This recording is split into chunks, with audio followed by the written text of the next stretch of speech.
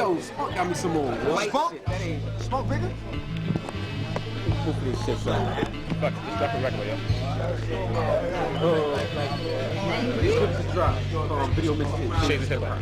Video mixtape, Shades of Hip Hop. Yo, we right here. We right here.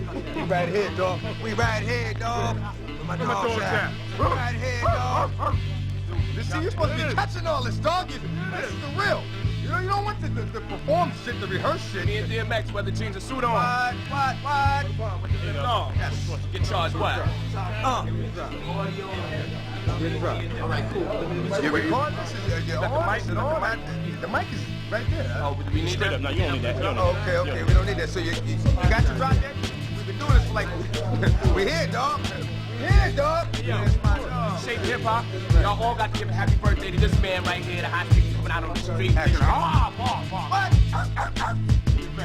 El Capitan, Dodge Boy, say refugee camp, Brownsville, number Cannabis. Punisher. Mike G. Most Def.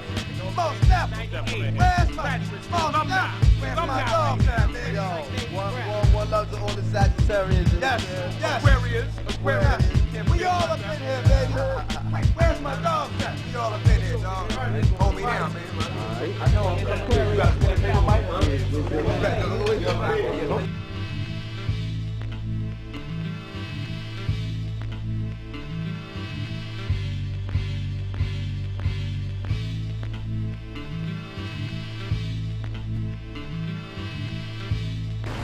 It's your man Toure from Rolling Stone, MTV, CNN.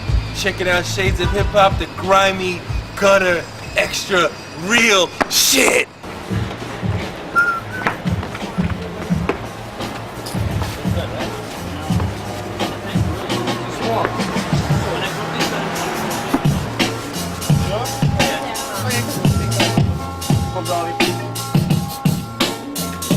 Yo, you watching Shades of Hip Hop? It's the D right here, Canal Street. My nigga Jay right here. Yo, Jay, give me some 8 bars right now.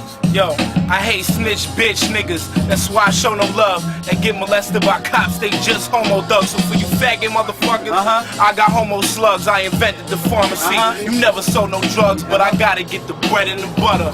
So I pay niggas to snipe you with the tray from the top of your house like roofers and gutters. Yeah, you's a lame, plus you rap for fame. Plus your shit real garbage like sewers and drains. Tryna shit on my terrain, throw dirt on the game. Tryna throw dirt on my name, stop bubbling. I don't believe that shit y'all niggas shoveling. Stop, you ain't bout it, cause when I clap you, I'ma hire Dapper Dan to make your funeral outfit. Shades of Hip Hop right here. Shades of Hip Hop, y'all. Every day, all day.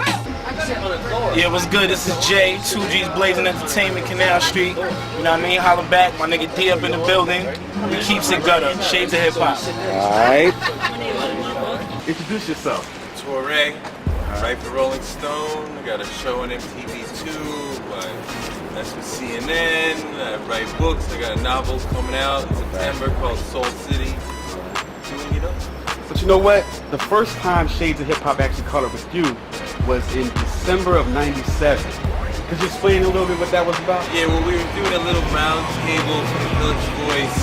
It was like Rookies of the Year was a hot rookie class, and it seemed like it was really gonna get popping. There was Big Pun had his first album coming out. Most Def had his first album coming out. DMX had his first album coming out. Who else was it? Cannabis was there. Was John Forte was about to drop. Forte was just so, like, all of those cats were just coming out. It was like, wow. Yeah. And I think it was a great freshman class. And that, despite what's happened to them, that is still one of the best, if not the best freshman class ever. I mean, that was awesome. That's an awesome group. But well, you know what? Even before we get into talking about them, let's talk about you for a second. At that time, you were working with the Village Voice. You were interning. How did that come about? Well, I was writing for the Voice and doing my thing, and I was like, yo, this great group. Let's get them together for a whole round table. Just let everybody just be together and chop it up. Because you could never get, 5 established rappers in a room. They'd be egos and schedules, and couldn't happen. But 5 rookies at the beginning of their whole thing, like, we could do that with the egos and the schedules, and not so huge. you know, you couldn't get those guys in a room together now. It's too much.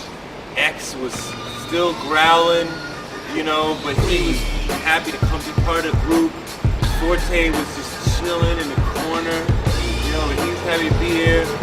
Pun was large, but I mean, like, everybody had a certain humility because they respected each other, and these were all guys, whatever you might think of them, had worked on their skills, you know, what's the name came too? Mike G was there. Mike Geronimo came. You know, he wasn't even supposed to come. He's kind of a sophomore, really. Already. But he was still a young baby artist, so it was like, damn, like, he was just hearing about it, showing up, and we actually got thrown out of that restaurant because everybody came with at least one or two other people, and the rest of them were all broke. And they were like, and nobody was buying drinks. Right, they was nobody like, was buying food. Like, you're gonna eat? You gotta stay? No, I was having Heineken. Like, well, if you just have Heineken, you can't take up the table. And I was like, well, you know, the label will pay $20 a head for all of them. Don't worry about it. And they was like, nah, it's too many niggas in one place. Y'all gotta go. And a lot of rappers talk about the prison experience and the criminal justice system as a huge impact on hip-hop and hip-hop culture. And Forte is kind of one of the interesting stories of that subset of this culture. You know, the brother had a decent first album. There were a couple of hot songs on there. I guess he didn't make as much money as he hoped. Started, you know, met the wrong person, started dipping and dabbling in the wrong thing. Next thing you know, he's got this huge indictment over his head. And he had that for about a year, maybe a little more than a year. And so that whole time he was working on an album.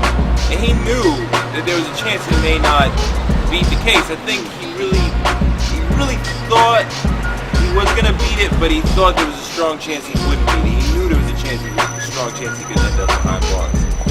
And the album really gives you that. You know, I mean, it's like this is how it sounds when the Cage Bird sing. I mean, he's got songs where he's like, you know, please don't forget me, you know, say goodbye to mama, you know, club life ain't all that, you know, I don't care about that anymore after I got arrested, my phone stopped ringing. So it was very real. It was nothing sexy about, you know, the prison experience from where he was coming from. And it was, you know, the album was hard to listen to because it's so sad, but it was very, you know, it was really beautiful, which is hardly ever a word we would put with a hip-hop album, beautiful, but it was. But as opposed to what we hear a lot of today with the glorification of the whole prison experience, how do you think that really... I mean, you know, mostly the prison experience is used to suggest masculinity, purity, integrity, realness. But John expressed his experience just around sadness and remorse. And not remorse for what he did, but remorse for what is going to happen to him and the life he's going to have to go through. And, you know, how many years did he get it? You know? I think he got 14, and you got to do 85%. And, you know, I think he's really looking at doing, you know, 10 and a half, 12, somewhere in there for real. And, you know, he's in one of these places which is minimum, you know, where he could walk off if he wanted to, but I mean, you know, you ain't gonna get far, you know, but it's not, John Gotti's not in the other cell, you know, but it's still hell, you know. You're kind of known for writing I believe the Rolling Stone article, DMX Drives Crazy, right? Yeah! Tell us about that. Tell us about the experience you had with DMX. Yeah, I mean, you know, the whole thing when you're doing that kind of Rolling Stone story, you hang out with a guy for a couple of days, 2 days, 3 days, you saw Almost Famous, it's like that, you travel with them. So the whole thing is to get that proximity so you can see what they're really like.